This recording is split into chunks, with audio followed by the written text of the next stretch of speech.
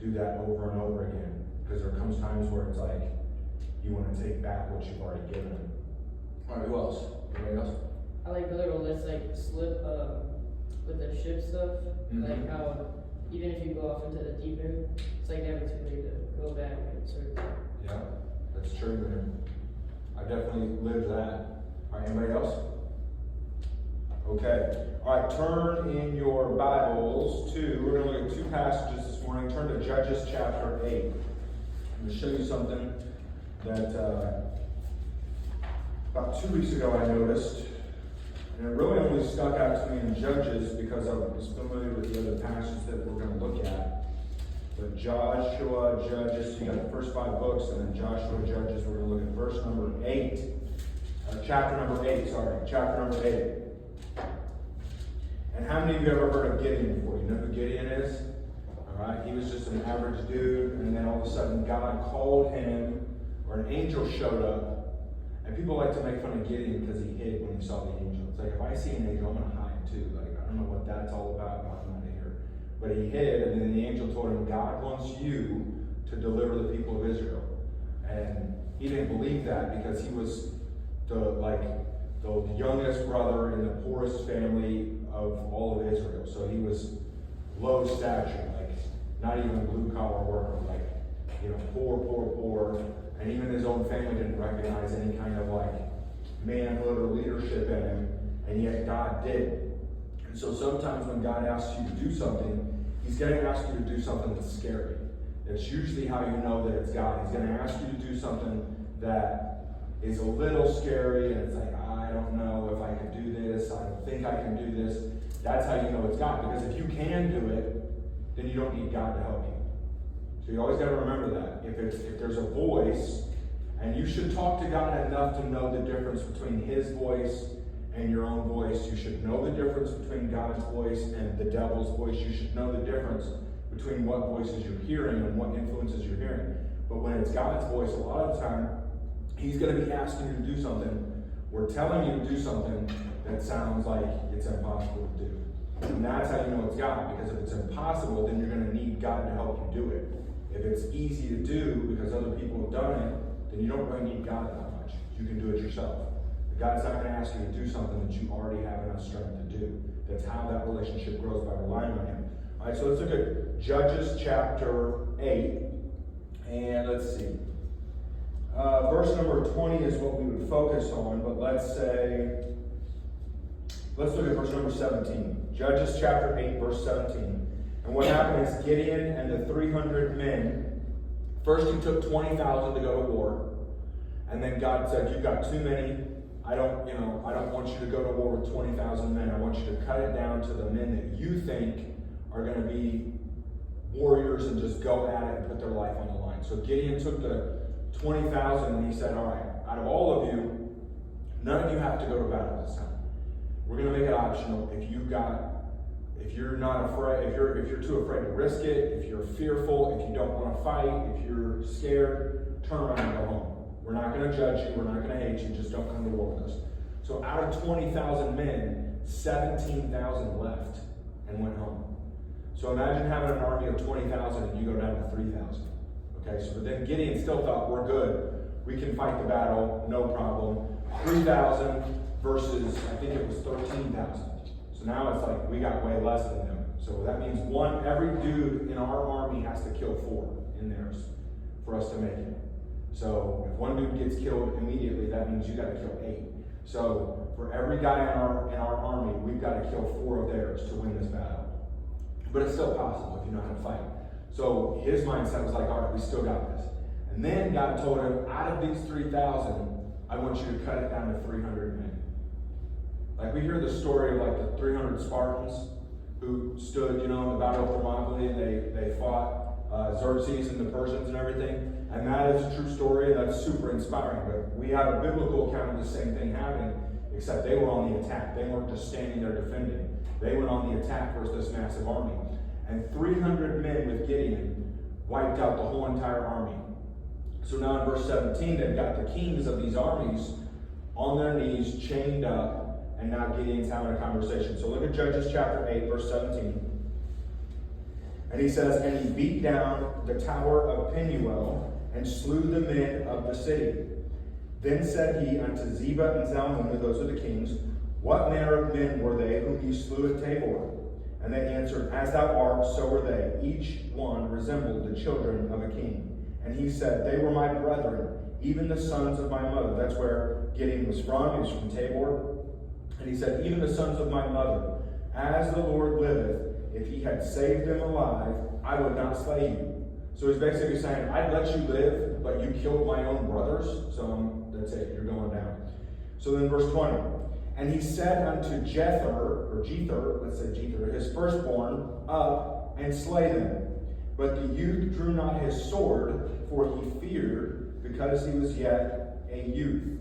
So here's Gideon talking to these kings, and he says, all right, he's got them chained up, and he says, those guys at Tabor that you killed, what did they look like? And they describe them, and come to find out they were Gideon's brothers. So Gideon says, dude, you killed my brothers, that's it, you're going to die. And he tells his oldest son, who at the time was 18 years old, and he tells him, hey, these kings killed your uncles, kill these dudes. And obviously Gideon could have had anybody kill him, but he wanted his son to kill him. And there's a reason for that, we'll see in a minute. But he wanted his son to kill him, and his son was with the 300 that went to battle. His son watched all this happen. His son can see thousands and thousands of dead bodies laying around. And now these two kings are sitting here chained up. And he's too scared to kill them because, what does it say? For he feared because he was yet a youth.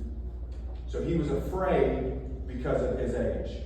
Now these guys were chained up. They couldn't have hurt him. It's not like they could outfight him. They weren't going to fight back.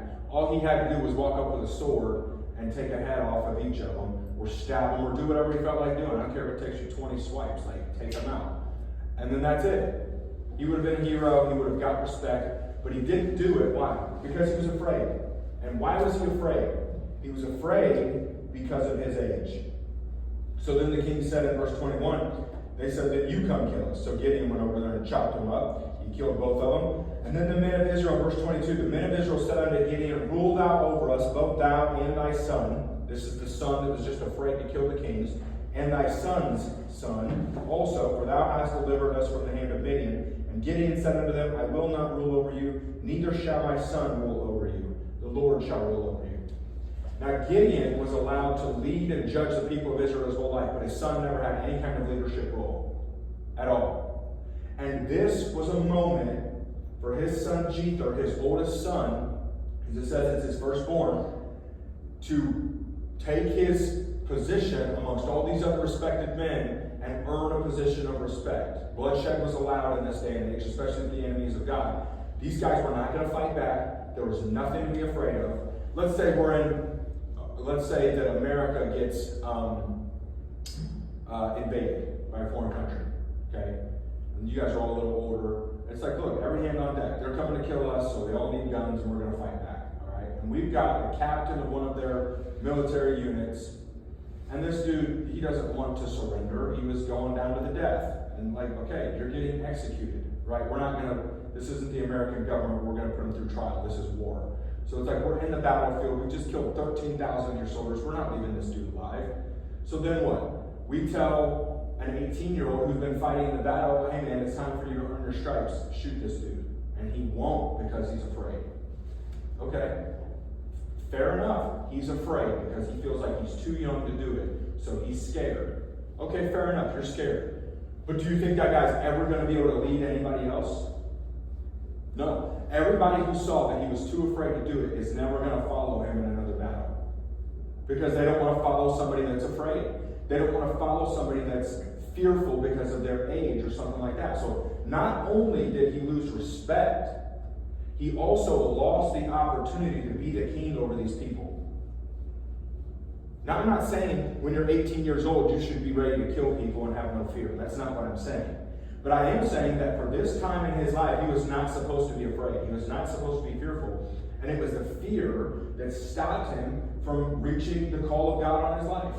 He could have been the king, but he decided to be afraid instead because he felt like he was too young. And of course, you'll have plenty of people in your life tell you that you're too young to accomplish something. You'll have plenty of people in your life tell you, well, when you get older, you'll understand. And of course that's true. There are some things that you'll understand more as you get older. The older you get, hopefully the wiser you get. That's not true for everybody. But for most people, if you're growing, you should get smarter as you get older. Okay? But that doesn't mean that you have a reason to be afraid to live now. It doesn't mean that you have a reason to be afraid to take a stand for what you believe in right now. You know, the state of manhood, and I'd say the way teenage boys are, I don't know because I'm not a teenager right now. I know how they used to be when I was a teenager, and I know how men are now. And so teenage boys probably are no different in the fact that most men are weak. Most men have this big old ego where they think very highly of themselves, but in real life they're losers. Like in reality. Like just because you work a job and pay your bills does not mean you're winning in life. It doesn't mean that. Millions upon millions of people work a job and pay their bills. Just because you haven't left your wife and you still come home to your kids every night does not mean that you're winning in life. There's plenty of dudes that go to work and then come home and treat their family like garbage. But they come home every night. They go to work every day, but they still don't give their sons and daughters what they need from a father. They still don't give their wife what she needs from a husband, and they still don't give God what he needs from a man. So just because you pay your bills and come home to your family every night does not mean that you're a man. It doesn't mean that you have manhood. It doesn't mean that you're strong. To be a man that is strong, that happens up here. That's a mindset, that's a heart condition, that's being in a state of constantly growing. So when you, especially as young men, you're going to look to older men that you respect. You like something that they do. You want what they have. You want to know what they know. You want to be where they've been at some point. And so you pick and choose men that you respect. And it's natural to copy what those men do. There's nothing wrong with that, even for adult men. If you don't have someone that you can look at to model after, it's good to pick someone that you respect. But at the same time, you also have to recognize that that you're are you gonna take 10? You got a pen, Levi? Here you go. You also have to recognize that at the end of the day, dude, my manhood, me being a real man, that's up to me. And that price is due every single day. Let me tell you a couple things as a grown man. As a teenage boy, you can start getting ready for as a grown man. Habits that you can develop right now instead of waiting till you're old. First thing is walking with God. And that means reading your Bible and praying every single day. Maybe it's one verse that you read and you really try to ingrain that in your mind and your heart. Maybe the next day it's 2 chapters. Maybe one day you pray for 30 minutes while you're taking a walk by yourself. Maybe the next day it's 5 minutes. But I'm talking about developing a habit every day of reading your Bible and praying. Every single day. And I'll give you another one that you can have right now as a teenage boy that 9 out of 10 men do not have. A habit of doing something physically difficult every day. If you're in sports, push yourself in practice harder than everybody else pushes yourself. Push yourself on a team harder than everybody else pushes themselves. If you're not in sports, then exercise every day. There's nothing more pitiful than a grown man who can't sneak and lift a gallon of milk because he sits on the couch all day, sits behind a computer all day, sits around all day. Dude, what are you going to do if somebody breaks in your house in the middle of the night to hurt your wife and kids? You think you're going to physically defend them? Like, you're not. Because you're pitiful. Because you're weak physically. And I promise you that is a baseline discipline for a man. If you're weak physically, you're probably weak mentally. If you're weak physically, you're probably weak emotionally. You probably give into your emotions. So 2 habits that I'd say as a teenage boy that you can have right now that will propel you, dude. By the time you're 30, you'll be doing what men that are 50 are doing in their life. That they waited 20 years to figure out. Okay, so in Judges 8, verse 20, Jether, the firstborn, would not slay them. And what was the reason that he was afraid? What does it say there? He was young. Because he was yet a youth. Because he was young. He was afraid because of his age. Now, turn over to 1 Samuel 17. You'll know this guy pretty well. 1 Samuel chapter 17. And what's funny is you'll read the same exact words that we just read. 1 Samuel chapter 17.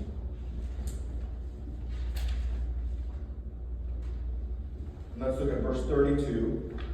1 Samuel chapter 17, verse 32. Now we've got all of a sudden David, who's also 17 years old. a year younger than Jether, who was afraid because he was a youth. So the 18-year-old is scared to kill kings that are chained up on the ground because of his age. Now we've got David has showed up to the army to take stuff to his brothers in the army, and all of a sudden he hears Goliath, the biggest man who's ever lived on the face of the earth.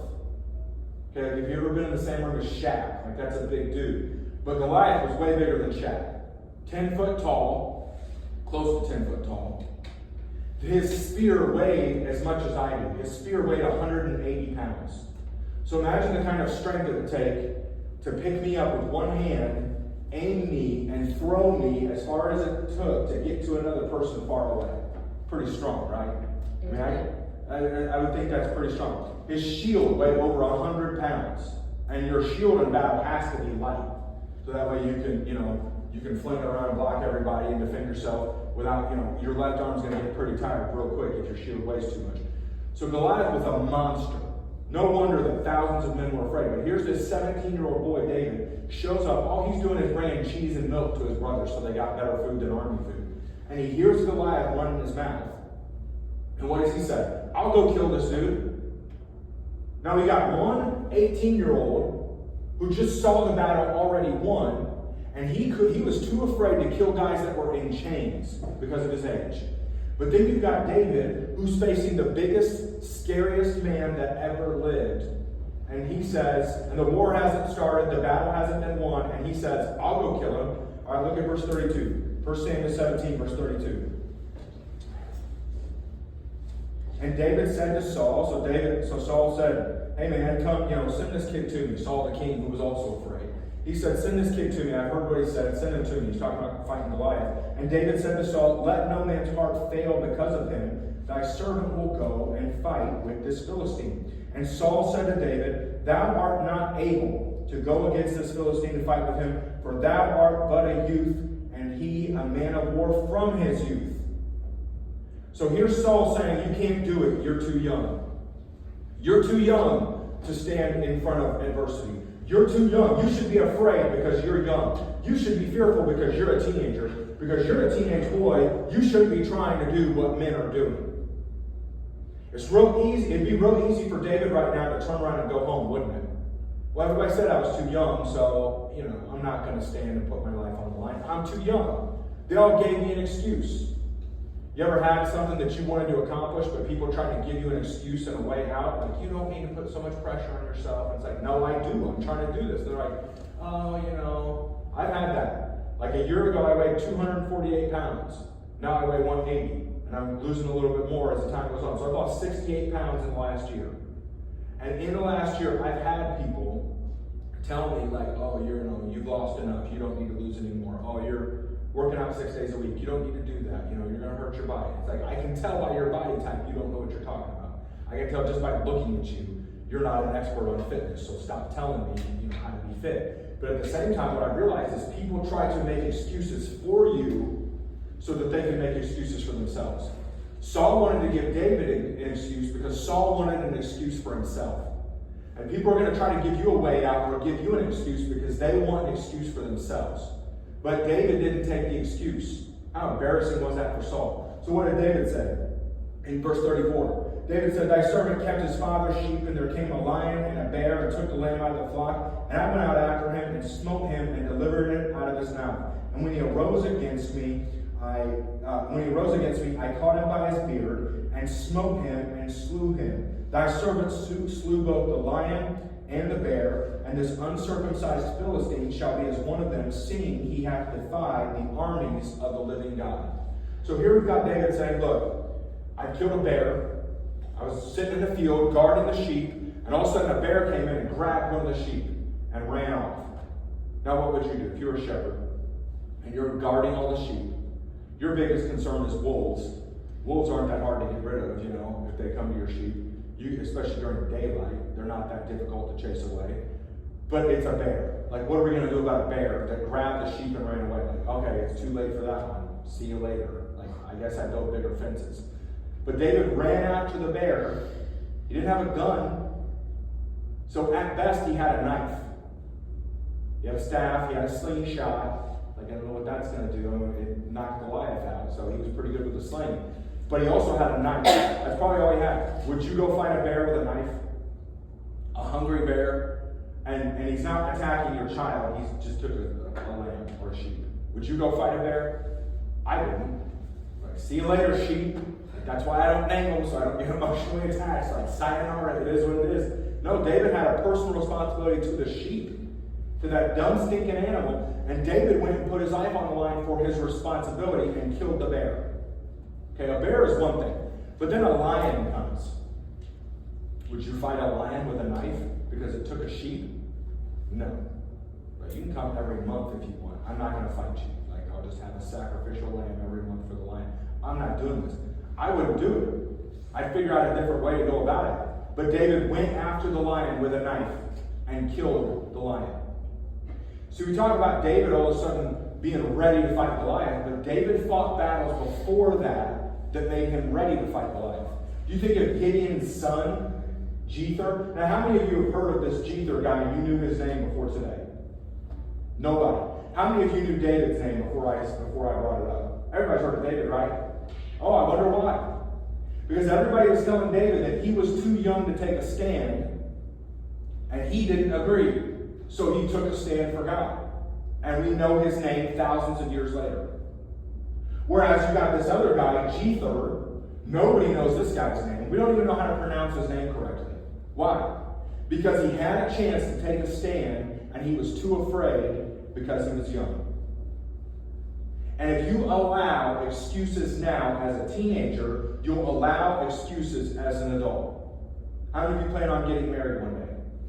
Okay, I can promise you that your future wife does not want a man that lets her lead.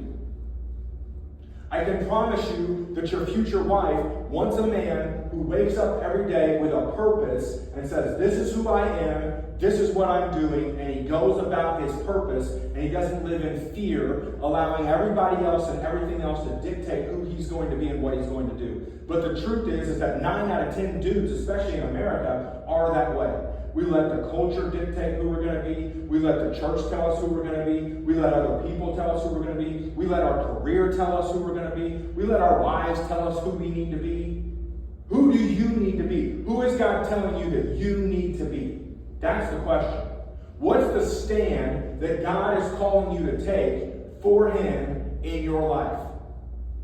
And are you too afraid because of what might happen to you or because of what other people will think? I battled that this week. There were some things that I know God told me to do, and there were some people in my life who I care about that told me I shouldn't do it.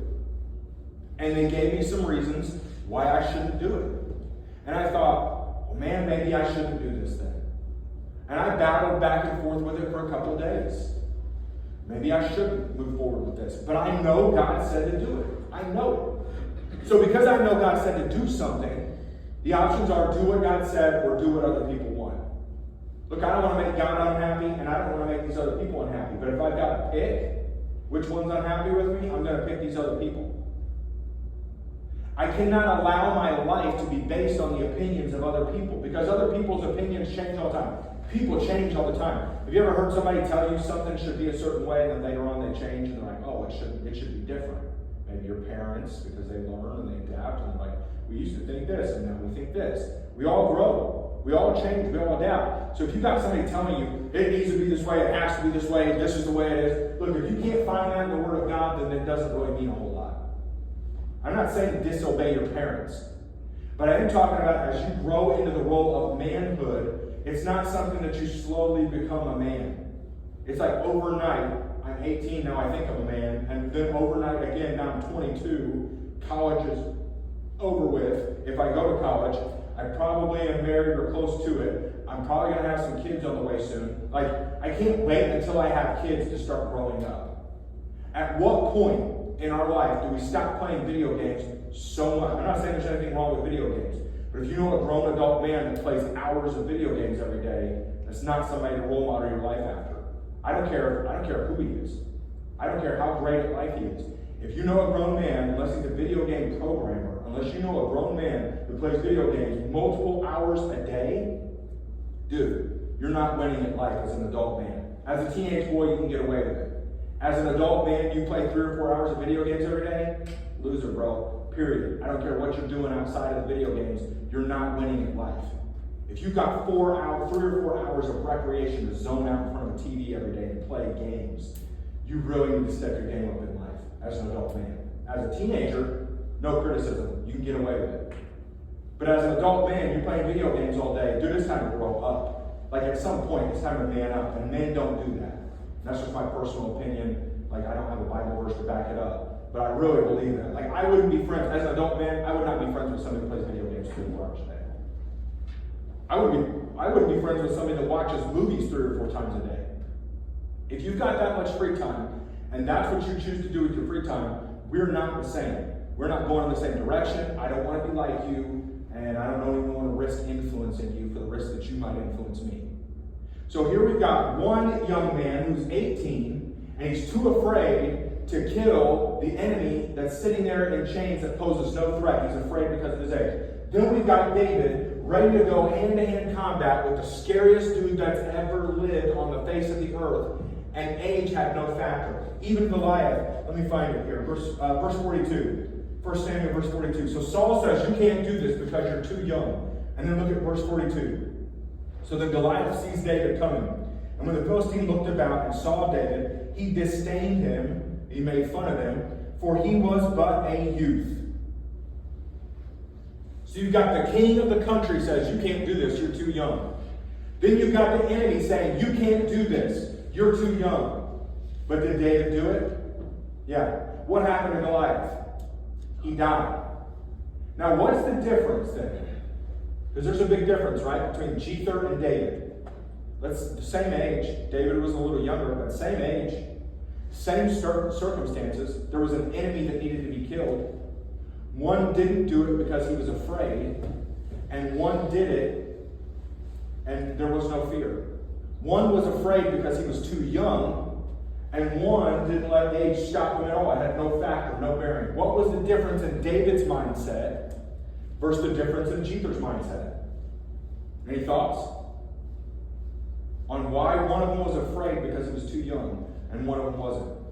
Because Jether was looking for an excuse, and David wanted to find a way to serve his God in any way he could. That's true.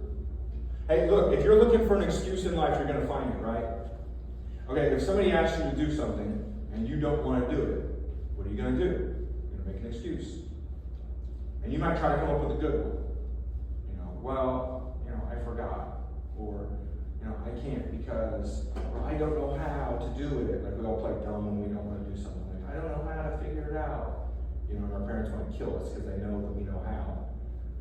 But at the same time, adults do it too, man. At work, like you'd be surprised working with grown men. And these guys will just make any excuse not to get the job done. But if you want to find an excuse, you'll find it. How many people do you know that have started a diet, but they're still fat? It's like, why? Because you make an excuse. I'm going to have a cheat meal. It's like your whole life has been a cheat meal. Like at what point do you quit cheating on your plan, on your program? When are you going to quit cheating? How many Christians start reading their Bible, but then by they start January 1st, I'm going to read my Bible every day, and then by the end of February they quit. They're not reading every day. Why? They make excuses. I'm too busy, I'm too tired in the morning, start reading my Bible at night, and then they don't read it at night. So I like that. One of them made an excuse, and one of them had no excuses. What's another reason? All right, I'll give you a couple. Here's one. If you look at, in fact, let's see, look at verse number 36. 1 Samuel 17:36. Here's David's reason for why age had no factor. Now maybe this is over your guys' head, maybe it's just because it's Sunday morning, I don't know. But I want you guys to understand this. You're no different. Do you think David had some kind of supernatural powers? He didn't. You think David wouldn't have been in Sunday school class on a Sunday morning if he lived in Tampa, Florida in 2020? He'd be in Sunday school class. If he lived in Tampa, he'd probably be here with you guys. In class right now. He'd be goofing off, eating cake, drinking water, all that too. But I can promise you this, if Goliath showed up, everybody else would run away and he'd be out there, teenage boy. Your age, in a suit and tie, going out there to fight Goliath. Today he would. At this exact moment he would. Why is that? Look at verse 36. Thy servant slew both the lion and the bear, and this uncircumcised Philistine shall be as one of them, seeing he hath defied the armies of the living God. David said, moreover, the Lord that delivered me out of the paw of the lion and out of the paw of the bear, he will deliver me out of the hand of the Philistine. And Saul said unto David, go, and the Lord be with thee. That's the main difference. Jether had zero relationship with God. David knew God well. You want confidence in your life? It can only come from your relationship with God. From recognizing that the power comes from Him, the guidance comes from Him, the answers come from Him, and the only way you'll get that power and that guidance and the answers for your life is by walking with Him. We know by studying David's life, he was writing the Psalms way before he met Goliath. As a teenage boy, he was writing about God. As a teenage boy, he was singing about God. As a teenage boy, he was falling in love with God. You want to live a powerful life? Have a good relationship with God. You want to be a real man? Have a good relationship with God. You want to win at life? You might want to have a real close relationship with the one that gave you life in the first place. If you want to be powerful in your life and strong spiritually, mentally, emotionally, physically, you might want to have a strong relationship with your Creator. You know how many men there are that walk around life and think, well, I'm just going to get by on my own willpower. I've got a lot of self-willpower. I've got a lot of fearlessness in me. I mean, I could tell you stories that wouldn't be that great. But, there's been plenty of stories. I grew up fighting, man, in high school. Grew up fighting. Like, it was glorified. Even in our church and our youth group. Like, it was glorified. We would fight people. We'd go team soul winning on Wednesdays, and we'd get in fights. Like, I grew up fighting. There was one time we were soul winning, and this guy told us, if you don't get off my porch, said something about letting this dog loose. And I was like 15 years old, and I had two of my brothers with me. And my brothers, man, they run their mouth to people. I don't run my mouth, but my brothers did. And they kept running their mouth to this guy. Let the dog loose. Let the dog loose. So we leave. We start walking on this porch. Well, all of a sudden, this dude, grown man, lets his German Shepherd out the front door. And this dog came flying at us. So we all start running down the street as fast as we can to get away from this dog. And I was wearing these like loafers, kind of like what Samir has, but they were my dad's. They were too big for me because my dad always procrastinated buying us shoes when we needed them. And so they were like flopping. I couldn't run. So dude, I lost the shoes while I was running. So now I'm in black dress socks running down the street from this German Shepherd. And I realized I'm not getting away from this dog because this sucker was flying up after us. So I just looked around, saw a tree branch laying on the ground, picked it up, and just stood there and waited. As soon as that dog came close, man, just one swing, busted that dog in the head as hard as I could. Boom. It was like a quick yelp, and the dog went to, all dogs go to heaven, like join God with the angels. I didn't mean to kill the dog, but it was like, I don't want to get bit. Like, I got plenty of stories like that. But that doesn't mean I'm fearless for God. And there's plenty of people that you're going to meet that are fearless in life, but they don't have the right kind of fearlessness. Because when it comes to spiritual battles and mental battles and emotional battles, they crumble. Plenty of dudes that can handle physical battles.